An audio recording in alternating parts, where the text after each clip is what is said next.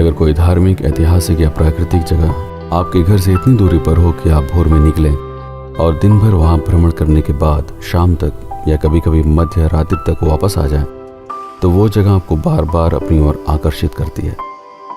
उत्तर प्रदेश राज्य के प्रयागराज शहर से 85 किलोमीटर एवं वाराणसी से 70 किलोमीटर दूर स्थित मिर्जापुर उर्फ विंध्याचल उनमें से एक है। चाहे आपको पहाड़ियां या झरने पसंद हो, शरीर के रोम रोम को रोमांच से भरने के लिए, पुराने ऐतिहासिक किले व पुल जिज्ञासा बढ़ाने के लिए, या धार्मिक भावनाओं को संतुष्ट करने वाले मंदिर, गुफाएं या तालाब, मन को आत्मिक शांति प्रदान करने के लिए, यहाँ पर हर किसी के लिए भ्रमण योग्य कई महत्वपूर्ण स्थान हैं।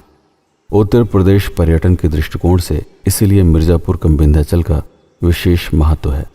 विंध्याचल में स्थित मां विंध्यवासिनी का प्रसिद्ध मंदिर मिर्जापुर जिले का सर्वाधिक लोकप्रिय, विख्यात एवं लोगों के आवागमन के दृष्टिकोण से प्रमुख स्थान है। गंगा नदी के किनारे स्थित इस मंदिर में साल भर श्रद्धालुओं की भीड़ लगी रहती है। अगर आप अपने साधन से आ रहे हैं तो वाहन को मंदिर से बहुत दूर छोड़कर पैदल ही मां विंध्यवासिनी के दर्शनों के लिए प्रस्थान करना पड़ता है। पौराणिक कथा के अनुसार जब वासुदेव ने यमुना पार करके कृष्ण को गोकुल में छोड़ नंद एवं यशोदा की पुत्री को कंस को सौंपने के लिए लाए थे, तब कंस द्वारा पत्थरों पर फेंके जाने के बाद मां विंध्यवासिनी ने अपना रूप धारण कर कृष्ण के जन्म एवं कंस के अंत की भविष्यवाणी की और महिषासुर एवं रक्तबीज का वध करने के उपरांत सदैव के लिए विंध्य पर्वतों के बीच से बहने वाली पतित पावनी गंगा के तट पर 3 रूपों में विराजमान हुई: विंध्यवासिनी देवी, महाकाली एवं अष्टभुजा देवी। श्रीमद् भागवत, मार्कंडेय पुराण, महाभारत, पद्म पुराण एवं शिव पुराण में मां विंध्यवासिनी के विषय में अनेक वर्णन प्राप्त होते हैं।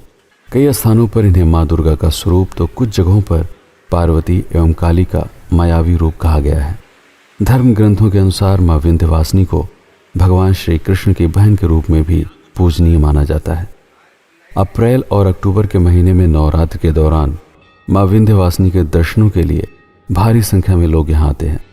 मंदिर के पीछे ही विंध्यवासिनी घाट है, जहाँ पर श्रद्धालु दर्शन से पूर्व गंगा में स्नान करते हैं।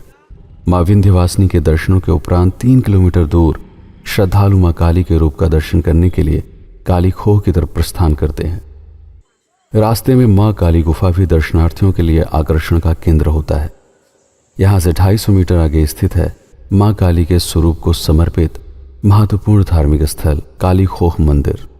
पौराणिक कथा के अनुसार रक्तबीज नामक राक्षस को ब्रह्मा का वरदान प्राप्त था कि यदि उसके शरीर से रक्त की एक भी बूंद जमीन पर गिरती है तो उसमें से लाखों राक्षस पैदा होंगे। भयभीत देवताओं को रक्तबीज के उत्पात से छुटकारा दिलाने के लिए महाकाली रूप का सृजन हुआ। इस रूप के साथ ही माता ने रक्तबीज के शरीर से गिरने वाली हर बूंद को आकाश की ओर मुख करके पान किया। यहाँ पर विराजमान प्रतिमा में माँ का मुख आसमान की ओर होना इसी पौराणिक कथा का सांकेतिक प्रतीक है। काली खोह से 4 किलोमीटर दूर विंध्याचल के पर्वतों पर स्थित है माँ अष्टभुजा देवी का मंदिर। अगर आप सीढ़ियाँ नहीं चढ़ना चाहते तो अपने निजी वाहन के द्वारा घुमावदार सड़कों का चक्कर लगाते हुए पहाड़ के ठीक शीर्ष पर पहुंच सकते हैं, जहां से कुछ सीढ़ियां उतरकर मां विंध्यवासिनी के अष्टभुजा रूप का दर्शन प्राप्त किया जा सकता है, या फिर आकाशीय रज्जु मार्ग या एरियल एयरवेज से भी पहाड़ी के शीर्ष तक पहुंचा जा सकता है। पौराणिक कथा के अनुसार ये वही रूप है जब कंस ने नंद एवं यशोदा की पुत्री को देवकी का 8वां पुत्र समझकर पत्थर पर फेंका था। तब योग माया से उस नवजात शिशु ने 8 भुजाओं वाली देवी का भयानक रूप धारण कर कंस के मन में प्राणों का भय पैदा किया था और कृष्ण के पैदा हो जाने की भविष्यवाणी हुई थी। इस तरह मां विंध्यवासिनी, काली खोह, अष्टभुजा मंदिर, इन तीनों के दर्शनों से एक त्रिकोण परिक्रमा संपन्न होती है। इसके अलावा तारकेश्वर महादेव, शिवपुर, सीताकुंड, रामेश्वर महादेव मंदिर, श्री देवराहा बाबा आश्रम में भी श्रद्धालु दर्शनार्थ जाते हैं। मिर्जापुर रेलवे स्टेशन से 35 किलोमीटर दूर चुनार तहसील क्षेत्र में गंगा नदी के किनारे कैमूर पर्वत के उत्तरी दिशा में स्थित है मिर्जापुर का ये ऐतिहासिक किला, जिसे चंद्रकांता चुनारगढ़ या चरण दरी भी कहा जाता है। 1924 में किले पर लगवाए गए एक शिलापत्र पर गुदी हुई जानकारी के अनुसार समय समय पर कई राजाओं ने अपने अधिकार के दौरान इस किले का निर्माण एवं सुधार करवाया।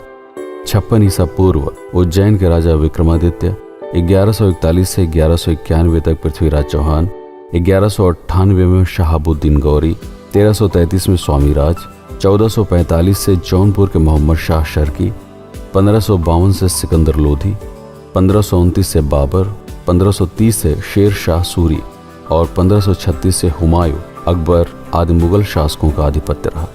इस किले की ऐतिहासिक प्रमाणिकता को देखते हुए उत्तर प्रदेश पर्यटन द्वारा इसे संरक्षित किया गया है।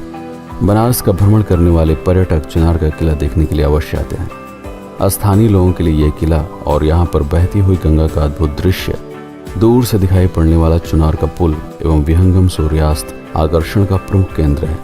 ईस्ट इंडिया कंपनी के सबसे चर्चित अधिकारी मार्कस वीजली ने जिले को बसाने की शुरुआत गंगा नदी के किनारे स्थित बरिया घाट से की थी। यहीं पर स्थित है मिर्जापुर का प्रसिद्ध घंटा घर, जिसका निर्माण 1891 में करवाया गया था।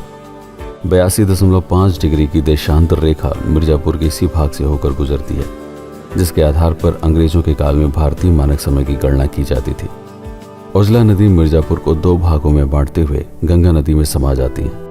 1850 में बने इस पुल के द्वारा मिर्जापुर के दोनों भागों को जोड़कर यात्रियों एवं व्यापारियों के लिए एक सुगम मार्ग का निर्माण कराया गया। ऐतिहासिक एवं कलात्मक दृष्टिकोण से ये मिर्जापुर की एक अमूल्य धरोहर है। इसकी सुंदरता और भव्यता पर्यटकों को यहाँ पर आने के लिए बाध्य कर देती है। पक्का घाट मिर्जापुर के अमीर व्यापारी भगवान दास उमर वैश्य द्वारा 1872 में इस घाट का निर्माण करवाया गया। यह घाट मिर्जापुर के स्थानीय लोगों के लिए एक प्रमुख भ्रमण स्थली है। यहाँ पर होने वाली आरती और सूर्यास्त देखने के लिए कई लोग यहाँ पर आते हैं। मिर्जापुर रेलवे स्टेशन से 16 किलोमीटर दूर घोरावल मार्ग पर स्थित है प्राकृतिक रमणीय स्थल विंडम फॉल, जहाँ साल भर पर्यटकों का आना जाना लगा रहता है। लेकिन इस झरने में स्नान करने का आनंद लेने के लिए सबसे बढ़िया मौसम है बरसात के दिनों में यहाँ पर आना। चुनार से राजगढ़ रोड पर लगभग 20 किलोमीटर दूर स्थित है सिद्धनाथ की दरी नामक झरना। इसके अलावा सिरसी बांध, मेजा बांध, एडवा बांध, खजूरी बांध आदि भी प्राकृतिक रूप से लोगों को आकर्षित करते हैं। इस तरह मिर्जापुर उर्फ विंध्याचल अपने आप में धार्मिक, ऐतिहासिक एवं प्राकृतिक आकर्षण के कारण पर्यटन का प्रमुख केंद्र है। आशा है आपको ये वीडियो पसंद आया होगा। अगर आप प्रतापगढ़ हब पर आने वाले नवीन दर्शक हैं तो आपसे अनुरोध है इस चैनल को सब्सक्राइब कर लीजिएगा, ताकि भविष्य में अन्य जिलों के बारे में प्रकाशित होने वाले वीडियोस आपसे छूट न जाएं। वीडियो को लाइक करना आपकी इच्छा पर है। सोशल मीडिया पर इसे शेयर भी कर सकते हैं। मैं हूं आपका पीके सिंह और आप देख रहे हैं प्रतापगढ़ हब। धन्यवाद।